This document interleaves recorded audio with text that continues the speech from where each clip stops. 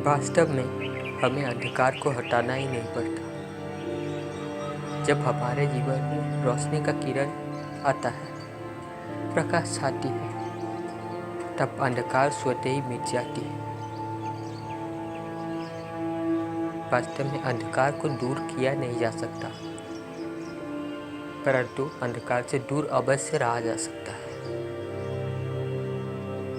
जब तक जिस स्थान पर, जिस जगह पर प्रकाश नहीं होगा, वह अंधकार ही छाकर बैठेगा। चाहे वो बुद्धि में हो, ज्ञान में हो,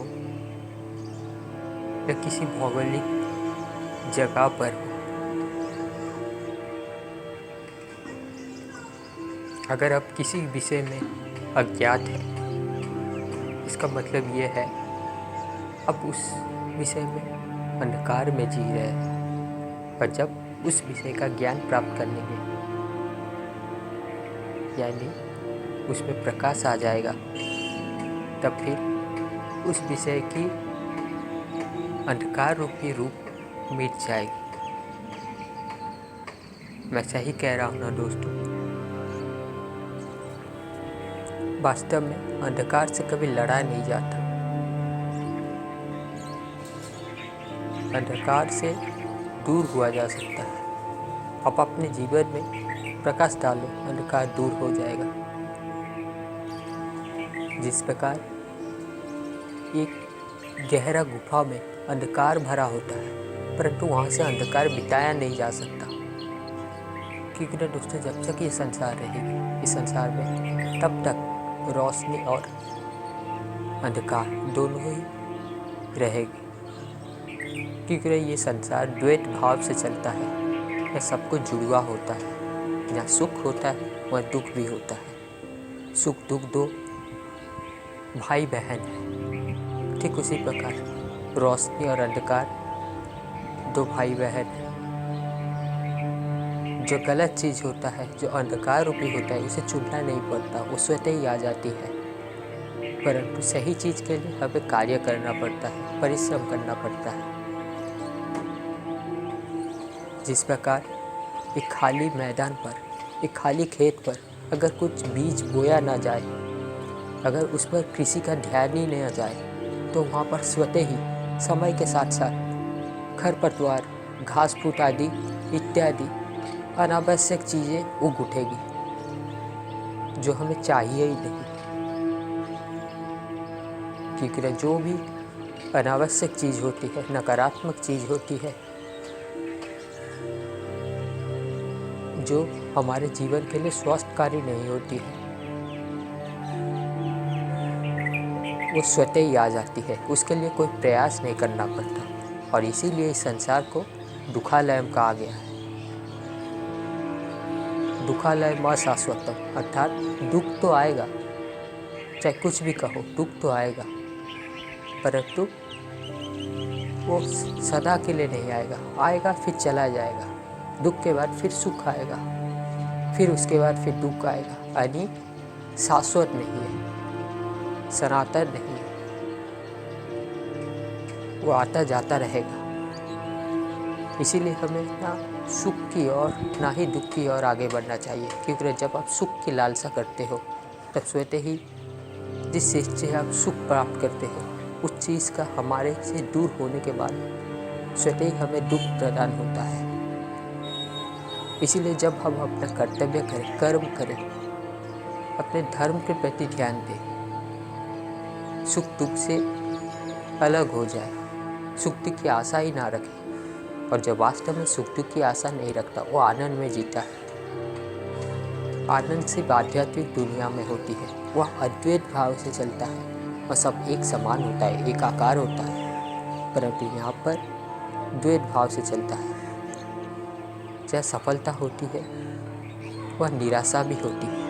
और ये इस संसार की देन है। परंतु उस संसार में सफलता विफलता का कोई नाम ही नहीं होता, वो सार्थकता होती है।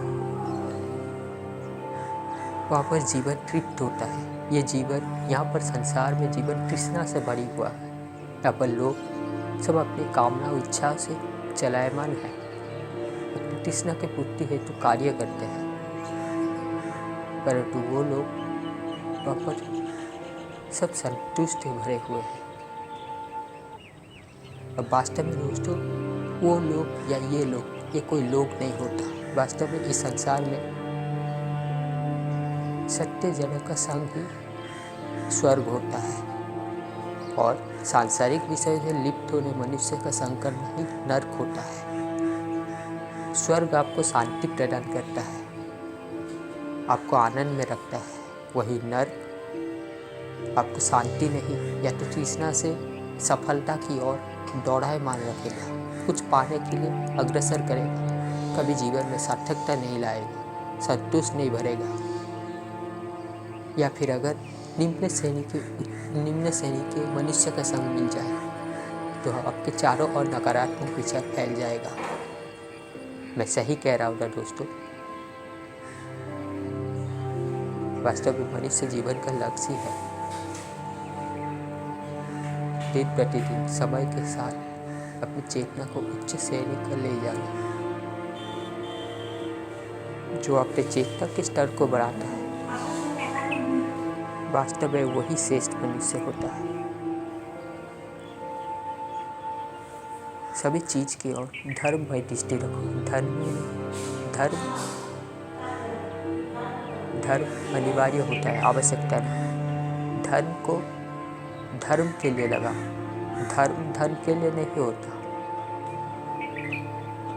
अगर आप धर्म के प्रति अग्रसर रहेंगे, धर्म की रक्षा करेंगे, धर्म आपका रक्षा करेगा। धर्म के पीछे धन चलता है, धन के पीछे धर्म नहीं, क्योंकि धर्म एक बृहद विषय है। धर्म सभी चीज़ों का सार है। धर्म सभी को संतुलित रखता है, सभी को आधार देता है। और उसी आधार के रूप में जब हमें आर्थिक ज़रूरत होती है, उसी को धन कहते हैं। वास्तव में मनुष्य की आवश्यकता सीमित होती है, परंतु उसकी कामना और इच्छाओं का कोई अंत नहीं होता। इसीलिए वो अनावश्यक चीज़ों को भी, सुख सुविधा को अपनी आवश्यकता समझ बैठता है। और जब वो अपनी तृष्णा को अधिक मात्रा में बढ़ा लेता है, उसकी पूर्ति की ओर आगे अग्रसर होता है, तब फिर उसे कभी संतुष्टि नहीं मिलती, वो कभी संतोष में नहीं रह पाता। और जब उसकी तृष्णा या कामना का पूर्ति नहीं होती, तब उसके मन में क्रोध जन्म लेता है। और अगर अपने कामना, अपनी इच्छा का पूर्ति हो जाता है, तो उसे समय के साथ साथ मोह और फिर अधिक पाने का लोभ जन्म लेता है। और काम, क्रोध, लोभ, ये तीनों तो नर्क के द्वार है।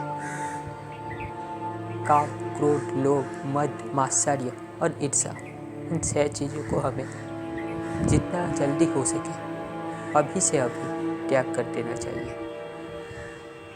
क्या आप कचरे को घर के अंदर रखते हो? नहीं ना। तो फिर इस तरह के मलिन, दूषित कचरे को अपने दिल में क्यों जगह दे के रखते हो? इन्हें अपने दिल से, अपने मन से तिरस्कार कर दो, त्याग कर दो, निकाल दो। तभी जाके अपने मन में मलिनता का दूर होगा।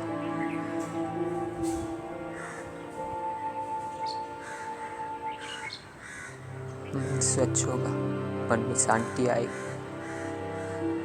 ये 6 चीज ऐसी अंदर बैठी जहर है, अंदर बैठी शत्रु है, जो हमेशा आपको अशांति में रखती है। या तो वो आपको दूसरों से नफरत की ओर से देखना सिखाती है, या फिर आपके अंदर में तृष्णा भर देती है कि आप और पाने की ओर आगे बढ़ें, जिसके कारण आप कभी संतोष नहीं पा सकते।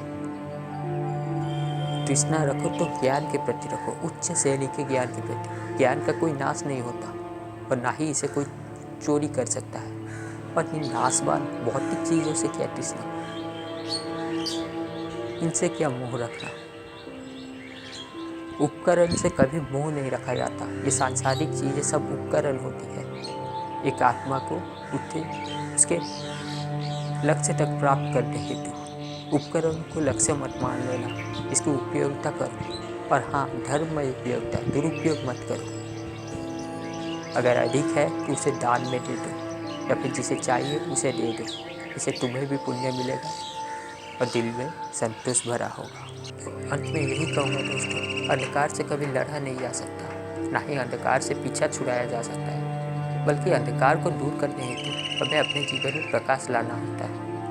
और ये अज्ञान ही सबसे बड़ा अंधकार होता है। जब हम अज्ञान का जड़ बैठा देते हैं अपने जीवन में, तो चारों ओर नकारात्मक प्रभाव भी होता है। इसीलिए आत्मज्ञान को अपने जीवन का अंश बनाना चाहिए, बल्कि अंश नहीं, आत्मज्ञान को जीवन बना देना चाहिए। एक आत्मज्ञान से प्रेरित व्यक्ति कभी भी गलती नहीं कर सकता, वो हमेशा धर्म की ओर ही जाता है।